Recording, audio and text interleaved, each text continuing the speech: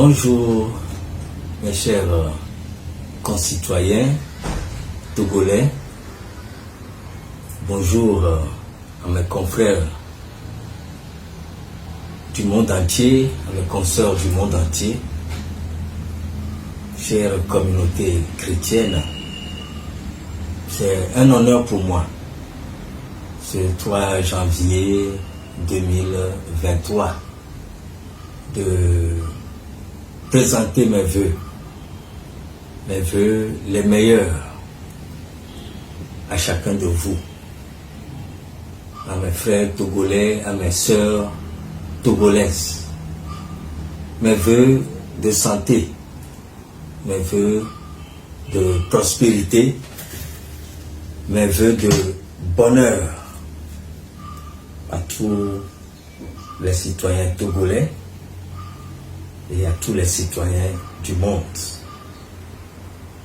Ce que j'aimerais dire en cette nouvelle année, ou ce que je voudrais formuler comme vœu à mes frères, à mes sœurs en cette nouvelle année, c'est le vœu de la connaissance de Dieu.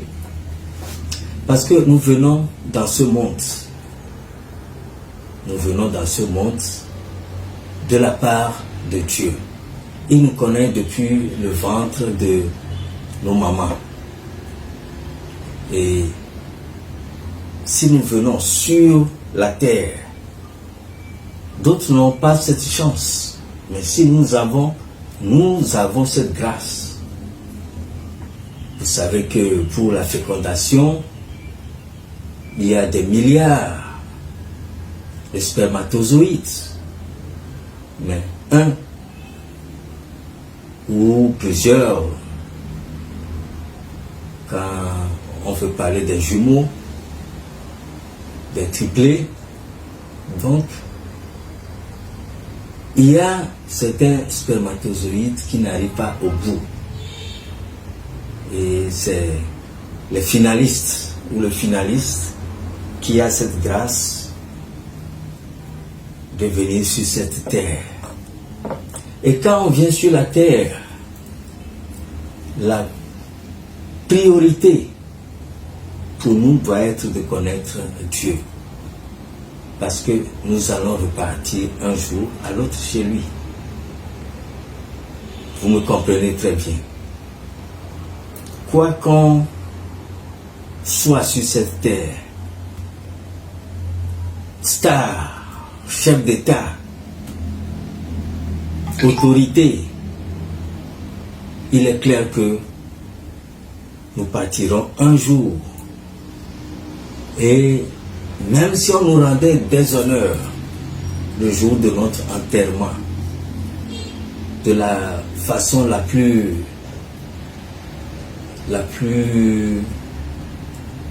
honorable que soit, il y a une réalité qui nous attend de l'autre côté. Et l'assurance de passer de l'autre côté dans la paix, dans le repos, repose sur la manière dont on s'est mis en accord avec Dieu, avec sa parole. Donc ça ne sert à rien d'avoir des milliards comme on en voit dans des publications, que les milliardaires de ce monde, les gros milliardaires sont tels. On montre les véhicules de luxe, que tel a tel hôtel, tel nombre d'appartements, dans tel pays, tel nombre de châteaux. Ce qui est surprenant, que nous savons tous, c'est que on repart, même les chaussettes qu'on vous a portées dans votre cercueil va se détériorer. Donc, personne aujourd'hui ne peut dire qu'il va prendre 1 franc, 1 dollar ou 1 euro pour faire ce voyage-là. Personne n'est en mesure de prendre 1 euro pour y aller. Mais ce qui sera dramatique, c'est qu'après tous les honneurs qu'on a eus sur cette terre, tant que chef d'État, en tant qu'autorité, en tant que ministre, en tant que député, que le jour-là, que les démons viennent vous dire, allez, dégage, moi, fais vite. Que des démons laids, les démons vilains, avec des cornes, viennent vous griffer le visage. Allez, passe rapidement là-bas. Et que vous deveniez comme quelqu'un qui n'a jamais eu de valeur sur la terre. Il est mieux que les anges viennent vous prendre avec des trompettes, des chants de réjouissance pour vous emmener auprès du Père. Et que Jésus vous dise, bonne arrivée, voici, tu as vaincu, repose en paix. Présentement, dans le séjour des morts, il y a des gens qui souffrent, qui crient amèrement. Jusqu'à quand? Jusqu'au jugement dernier où ils seront finalement jetés dans l'état ardent de feu. Alors, qu'est-ce que nous poursuivons sur cette terre? Aujourd'hui, l'infidélité est à la mode.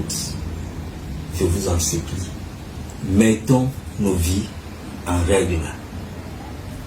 Ça ne sert à rien d'aller chez Satan pour chercher la puissance, l'honneur, alors que, en quittant ce monde, on n'emporte rien. Et finalement, vous serez face aux conséquences des sangs des innocents qui ont été versés. Je convie tout le monde à se convertir, mais surtout à connaître Dieu. L'église que Jésus viendra chercher, c'est cette église-là qui connaît Dieu. Et vous devez savoir que les églises en général, la plupart des églises sont dans l'obscurité. C'est dans l'obscurité que Jésus viendra chercher son église. Quand on nous parle des 10 vierges, 5 ont de l'huile, c'est à minuit que Jésus est venu. Jésus l'époux et nous, l'église, nous représentons l'épouse. Mais ce n'est pas en journée. Ça veut dire que l'église aujourd'hui est dans les ténèbres, dans l'apostasie. C'est-à-dire où l'église a renié la foi chrétienne, la vraie foi chrétienne, pour embrasser des mensonges. Aujourd'hui, les gens ne connaissent pas Dieu. Vous avez des pasteurs qui ne connaissent pas Dieu. Comment un homme de Dieu peut dire qu'il n'y a pas un Dieu le Père au ciel? Comment on peut dire ça, qu'il n'y a pas un Dieu le Père au ciel? Ça veut dire que aujourd'hui, des gens se disent serviteurs de Dieu, pasteurs, mais ils sont aveugles et ils ne connaissent rien. Mais Jésus même, combien de fois il a dit qu'il est envoyé par son Père? Combien de fois il a parlé du royaume de son Père? Combien de fois Jésus n'a dit que son Père est plus grand que lui? Jésus est venu pour donner de la valeur à son Père, pour que les gens connaissent son Père, pour parler de son Père. Il n'a jamais cherché à se substituer à son Père. Et quand on nous dit qu'il est assis à la droite du Père, alors des pasteurs évangéliques qui se disent charismatiques vont me dire, Jésus est au même moment Dieu le Père assis sur le trône, au même moment il est Jésus, Dieu le Fils, assis à la droite. Mais si tel est le cas, nous avons déjà deux dieux, alors que la foi chrétienne repose sur la foi judaïque qui dit qu'il n'y a qu'un seul Dieu. Donc voilà, mes amis, l'église est dans l'obscurité. Jésus dit qu'elle est aveugle et les bergers sont aveugles, au point que Dieu qui est sur son trône, qui est adoré par des milliards d'anges, d'éternité en éternité, même quelqu'un a eu cette grâce, il a vu Dieu sur son trône, il a dit qu'un seul doigt de Dieu a fait un mouvement, il y a eu panique générale dans le royaume. Les anges étaient pris de panique. Au point de dire, mais qu'est-ce que Dieu veut dire? Ce Dieu-là qui tient le monde, l'univers dans sa paume. Comme je peux avoir une graine de farine dans ma paume. Ça veut dire que le monde même est insignifiant, la terre et l'univers est insignifiant devant Dieu. Ce Dieu qui est un Dieu redoutable. La Bible dit l'Éternel des armées. On le banalise, on dit qu'il n'existe pas. Il n'y a pas un Père dans les cieux où Jésus va aller. Vous voyez des conneries que ceux qui se disent pasteurs racontent. Il n'y a pas un Père dans les cieux. Et Jésus, quand il prie à qui? Quand il dit mon Père, mon Père. Et quand le Père rend témoignage qu'il a un fils. Je voudrais terminer pour vous dire, cette année, ouvrez les yeux, ne suivez pas bêtement les pasteurs. Parce que vous ne serez pas jugés sur ce que eux ils disent, mais sur ce qui est dans la parole. C'est pourquoi Paul dit, même si c'est un ange qui vient et qui dit autre chose que ce que eux ils ont prêché, qu'il soit anathème. Ne me dites pas que oui c'est Branham, donc tout ce qu'il dit est vrai, parce que c'est un ange qui lui est venu lui dire, alors on suit bêtement. Et on voit toute une église où personne, aucune femme ne porte de voile. Pourquoi? Qu'est-ce que vous avez compris? Si Paul ne voulait pas que les gens portent de voile, les femmes ne portent pas de voile. Pourquoi Paul dit, si une femme ne veut pas porter de voile, qu'on lui rase les cheveux, puisque pour vous, les cheveux qui sont là constituent le voile. Alors Paul va demander qu'on rase les cheveux qui constituent le voile. Si elle ne veut pas ce voile, qu'on lui coupe les cheveux. Mais s'il est honteux pour une femme d'avoir les cheveux coupés, vous voyez? Parce que Branham a dit toute une église. Parce que Russell, c'est ça je crois, Russell qui est le fondateur des témoins, a dit que quand on meurt c'est fini, on n'a plus de notion de vie, c'est fini. Des millions de personnes suivent bêtement, sans réfléchir. Alors que Russell n'a jamais fait l'expérience de la mort. Ceux qui ont fait l'expérience de la mort, ils reviennent, ils témoignent.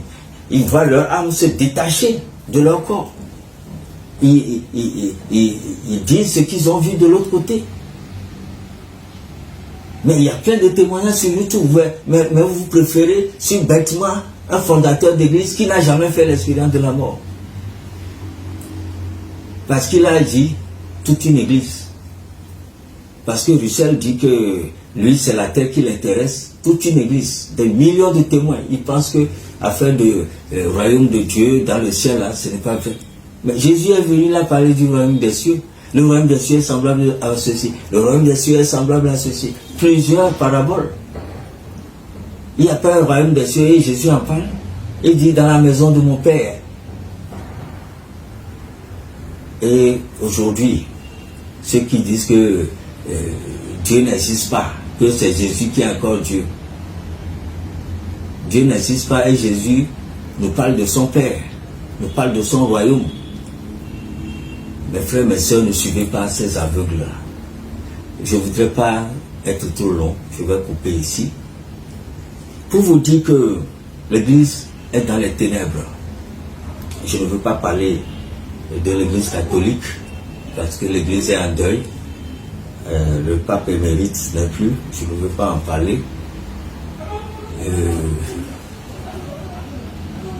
Que son âme repose en paix.